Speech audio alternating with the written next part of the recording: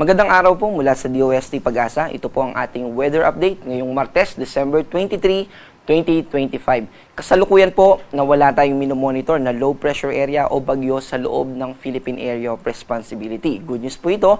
At bukod po dito, dalawang atmospheric systems lamang po ang nakakaapekto sa atin. Unahin po natin itong easterlies o yung mainit na hangin galing sa Pacific Ocean. Ito po ay patuloy na nagdadala ng maulap na kalangitan kaya mataas pa rin yung tsansa ng mga pag-ulan dito sa Bicol Region kasama din yung Quezon Province. Ganon din sa Eastern Visayas, itong Dinagat Islands kasama ang Surigao del Norte at Surigao del Sur.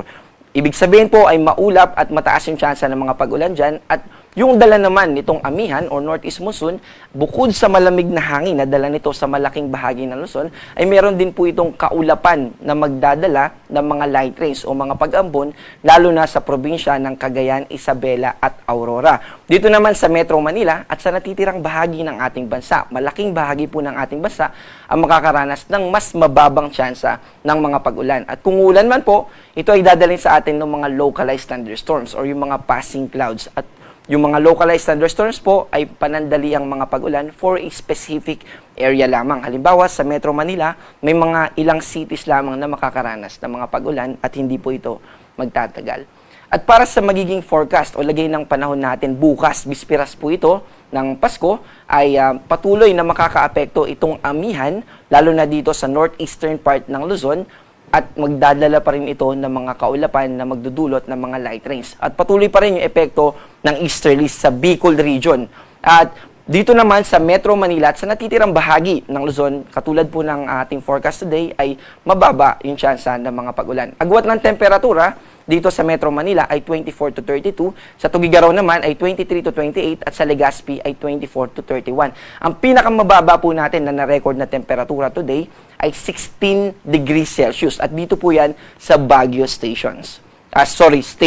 Dito naman sa Palawan, ganun din sa Visayas at Mindanao, malaking bahagi pa rin ng ating bansa ang makakaranas ng mas mababang tsansa ng pag-ulan. So patuloy pa rin yung epekto ng easterlies, lalo na dito sa Eastern Visayas, ganun din dito sa malaking bahagi ng Caraga region. Pero overall, mababa po yung tsansa ng mga pag-ulan sa natitirang bahagi ng Visayas at Mindanao. Ganun din yung Palawan as part of Luzon. At ang agwat ng temperatura dito sa Puerto Princesa ay 24 to 30, sa Iloilo naman ay 25 to 31, sa Tacloban ay 24 to 30, at sa Davao ay 24 to 33. Kaninang alas 11 ng umaga ay itinaas na natin, we already lifted o binaba na natin yung ating warning patungkol sa matataas na alon o yung gale warning natin. Pero hindi po ibig sabihin nito ay malaya na makakapaglayag yung mga kababayan natin, lalo na yung mga may maliliit na sasakyang pandagat. Kung mangingisda po tayo, mag-ingat pa rin po tayo. Dahil yung mga localized thunderstorms na nangyayari offshore o sa karagatan ay posibleng makaapekto sa ating paglalayag. Pero in general po, yung mga malalaking sea vessels natin ay malaya na po na makakapangisda o makakapaglayag sa ating mga dalampasigan. At para sa ating 3-day weather outlook or yung inaasahan nating panahon sa susunod na 3 araw, simula sa Pasko hanggang sa 27 o hanggang sa simula ng ating weekends, ay dito sa Metro Manila, patuloy na makakaapekto na yung hanging amihan. Ibig sabihin, mas bababa pa po. Ibig sabihin, mas lalaki pa, mas lalawak pa yung lugar na naapektuhan ng amihan. Mababa pa rin yung tsansa ng mga pag-ulan at kung uulan man, ito po ay magiging light rains na lamang. Ganon din dito sa Baguio, pero dito sa Legazpi, dahil nasa eastern part ito ng ating bansa, talagang kapag ganitong mga buwan po, yung eastern part ng ating bansa ay mataas yung tsansa na makakaranas ng mga pag-ulan. Pero by Friday and Saturday dito sa Legazpi ay makakaapekto na po dito ay yung amihan. Ibig sabihin, makakaranas na tayo ng mas malamig na temperatura at mananatiling mababa yung tsansa ng mga pag-ulan.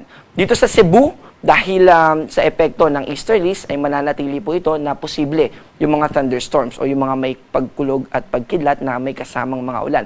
Pero mababa pa rin naman po yung tsansa nito. And dito sa Iloilo, dahil po yung hanging amihan ay may hati. Kung ito po yung Pilipinas, yung hanging amihan po na nakakaapekto sa Pilipinas ay paganito po. Ibig sabihin, yung eastern part ng Visayas ay magsisimula na mananatiling easterlies yung nakakaapekto. Pero habang bumababa po yung easterlies ay by Friday and Saturday, pati po itong Iloilo, amihan na ang makakaapekto. Pero dito sa Tacloban, dahil nasa eastern part ito ng ating bansa, patuloy na easterlies po ang makakaapekto dito hanggang sa Saturday. Dito naman sa Mindanao, particular na sa Metro Davao, Cagayan de Oro at Zamboanga, patuloy na easterlies ang makakaapekto sa atin. Mababa yung chance ng mga pag-ulan pero posible pa rin yung mga localized thunderstorms. At kung mapapansin po natin yung trend natin, lalo na sa Luzon at Visayas, pababa po yung temperatura na ating naobserbahan at nakikita rin po natin na mas lalamig pa sa mga susunod na araw. Ang araw ay lulubog dito sa Kamaynilaan ng 5:33 ng hapon at muling sisikat bukas ng 6:18 ng umaga. Patuloy po tayo na maging updated, lalo na sa mga uuwi sa ating mga probinsya kung may mga thunderstorm activity na i-release ang pag-asa mula sa ating mga regional offices. And also, patuloy rin po tayo na mag-ingat. Ako po si John Manalo, ang panahon ay nagbabago kaya maging handa at alerto.